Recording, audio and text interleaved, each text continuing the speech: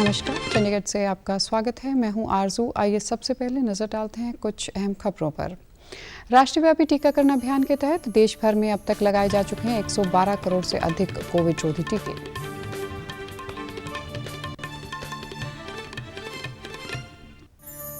हरियाणा के मुख्यमंत्री ने खरखोदा में लगभग 900 एकड़ भूमि पर मारुति का नया प्लांट स्थापित करने को दी क्लियरेंस।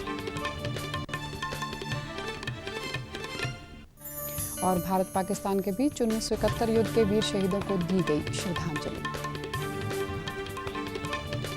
अब समाचार विस्तार से।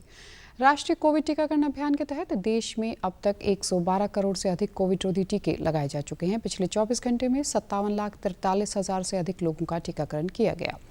इस बीच कल कोविड के 11,000 से अधिक नए रोगियों की पुष्टि हुई है, जबकि 11,000 से अधिक रोगी स्वस्थ भी हुए हैं। स्वास्थ्य मंत्रालय के अनुसार देश में स्वस्थ होने की दर 98.26% है। अब तक 3 करोड़ 38 लाख से अधिक कोविड रोधी मरीज स्वस्थ हो चुके हैं। इस समय देश में 1,35,000 से अधिक मरीजों का इलाज चल रहा है। देश में 62 करोड़ 37 लाख से अधिक कोविड नमूनों की जांच की जा चुकी है। कल एक दिन में 12,55,000 नमूनों की जांच की गई।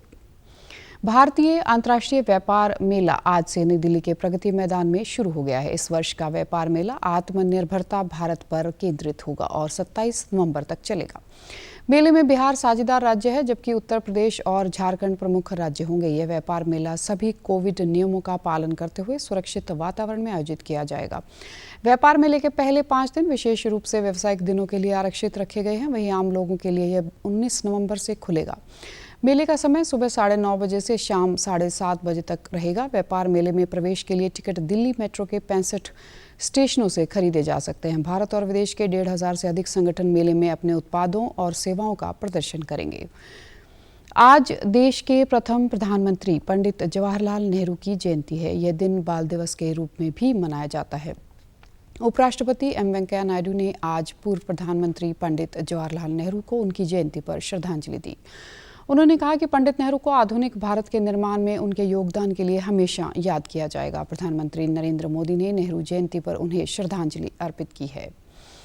हरियाणा के मुख्यमंत्री मनोहर लाल ने कहा है कि हरियाणा एंटरप्राइजेज प्रमोशन सेंटर की बैठक में प्रदेश के खरखोदा में लगभग 900 एकड़ भूमि पर मारुति का नया प्लांट स्थापित करने के लिए क्लियरेंस दी गई है।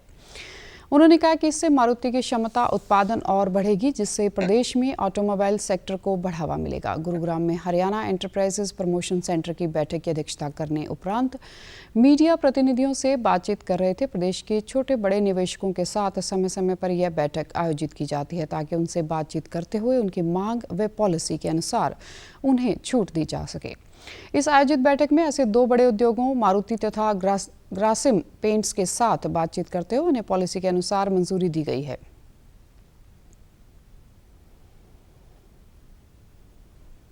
नया प्रोजेक्ट खरखोदा में उनका ये लगेगा और लगता है 2 या 3 साल के अंदर, 2.5 साल के अंदर वो प्रोजेक्ट को वहाँ ले जाएंगे।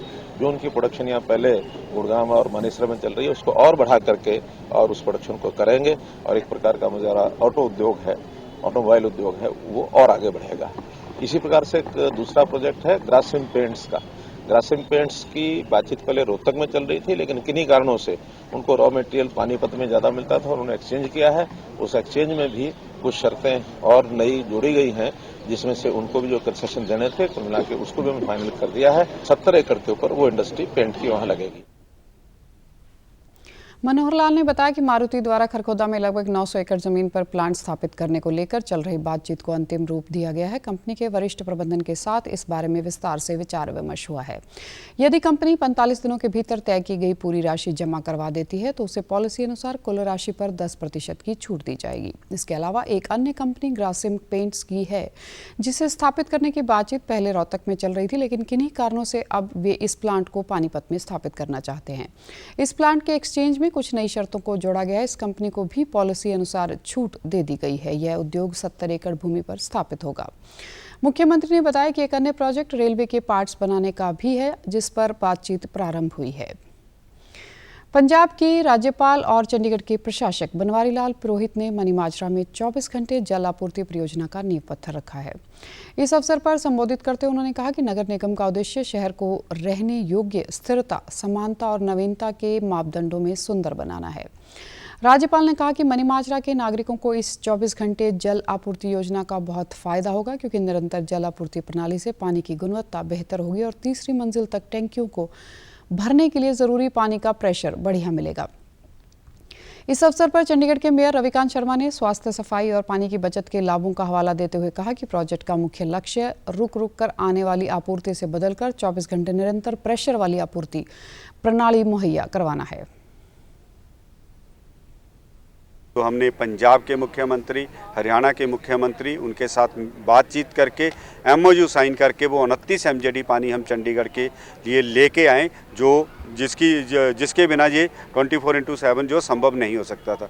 वो 29 MJD पानी का वो प्रयास शुरू हुआ। आज उसी के तहत ये 162 करोड़ की योजना जो है वो पायलट प्रोजेक्ट के तौर पे मनीमाजरा में ये शुरू होने जा रही है और मनीमाजरा के वासियों को बहुत जल्दी जो है वो 24 घंटे पानी जो है वो उनके नलों में मिलेगा।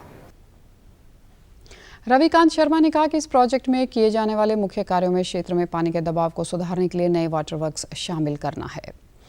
आज भारत और पाकिस्तान के बीच 1971 में शुरू हुए युद्ध को 50 वर्ष हो गए हैं। इस युद्ध के वीर पराक्रमी सैनिकों को सम्मान देने के लिए पश्चिमी कमांड चंडी मंदिर में इस स्वर्णिम ऐतिहासिक दिन पर समारोह करवाया गया।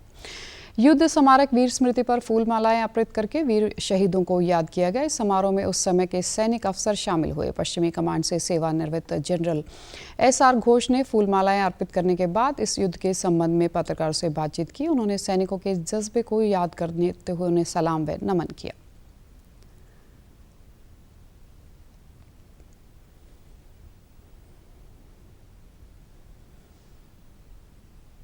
हमारे लिए तो बहुत moments occasion hai ye. 14 November we got commissioned, 3rd December the war started, all of us got deployed. So to commemorate this day of 50 years back is very, very important, and we are very grateful to Western Command for having organized such a moving, emotional wreath-laying ceremony, a memorial service. General Ghosh ने कहा कि 1971 का युद्ध विश्व के इतिहास में बहुत महत्वपूर्ण है। इसी समय एक नया देश बांग्लादेश अस्तित्व में आया। इस युद्ध में 93,000 सैनिकों को बंदी बनाया गया था। विश्व के किसी भी युद्ध में इतने बंदी नहीं बनाए गए थे। पंजाब सरकार द्वारा अनुमत क्षेत्रों में औद्योगिक इकाइयां स्थापित करने के लिए change of land use CLU की मंजूरी लेने संबंधी शर्तों में छूट दी गई है। राज्य के निर्माण एवं शहरी विकास मंत्री सुखबिंदर सिंह सरकारिया ने कहा है कि यह फैसला राज्य में औद्योगिक विकास को और बढ़ावा देने के उद्देश्य से लिया गया है। उन्होंने कहा कि अब तक उद्योगपतियों के लिए अपने प्रोजेक्ट शुरू करने के लिए प्रक्रिया काफ़ी मुश्किल भरी और समय खराब करने वाली थी। अब उद्योगपति अपने बिल्डिंग प्लान विभाग से सीधे तौर पर मंजूर करवा सकते हैं। सरकारिया ने कहा कि यह फैसला औद्योगिक संगठनों की मांग को ध्यान में रखते हुए और बदलते हालात जिनमें राज्य को कृषि पर निर्भरता कम करने और आर्थिक विकास को बढ़ावा देने के लिए ध्यान में रखते हुए लिया गया है। इंटरनेशनल डायबिटीज़ फेडरेशन की रिपोर्ट के अनुसार 2030 तक भारत में 101 मिलियन व्यक्ति डायबिटीज़ से प्रभावित हो सकते हैं, जबकि 2019 तक इनकी संख्या 70 मिलियन थी। रिपोर्ट के अनुसार 20 से 89 आयु वर्ग को होने वाले डायबिटीज़ के मामले में भारत दूसरे नंबर पर है। फेडरेशन के विशेषज्ञों का कहना है कि इस बीमारी से बचने के लिए खाने पीने की आदतों में बदलाव बहुत आवश्यक है, क्योंकि खाने पीने की आदतों से ही हमारी किसी बीमारी से लड़ने की क्षमता बढ़ती है। विशेषज्ञों द्वारा सलाद, चटनी, रायता, दाल, सब्जी में और माइक्रोन्यूट्रिएंट से भरपूर आहार के रूप में सेवन किया जाना चाहिए।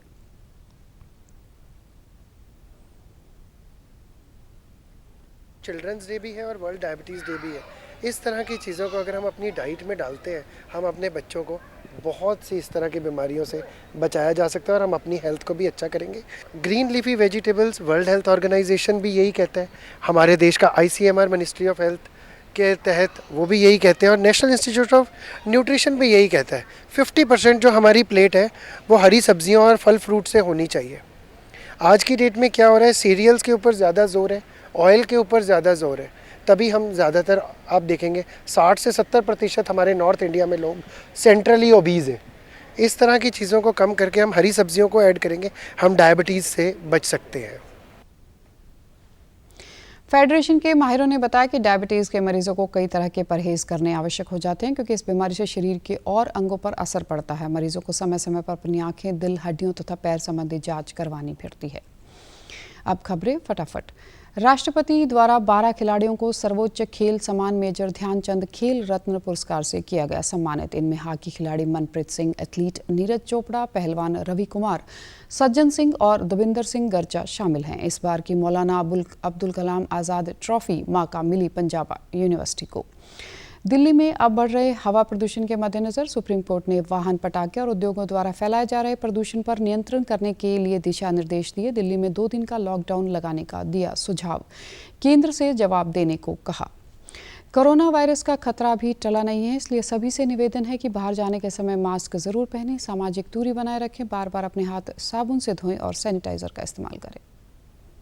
वैश्विक महामारी कोविड-19 जिसका कहर संपूर्ण मानव जाति को अपनी आगोश में ले चुका है। फेस मास्क कोरोना से रोकथाम का सबसे प्रभावी उपाय साबित हुआ है।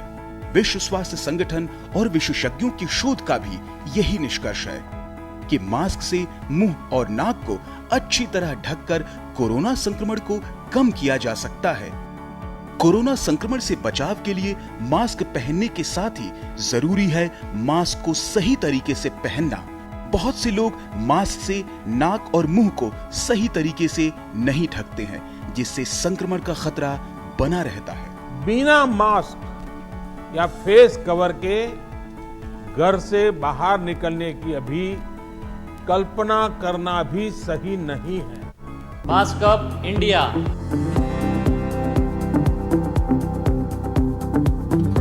और आप हमारे समाचार YouTube channel DD news Chandigarh, Facebook DD news Chandigarh और Twitter handle DD news CHD पर भी देख सकते हैं। इसी के साथ चंडीगढ़ से समाचारों का सिलसिला समाप्त होता है।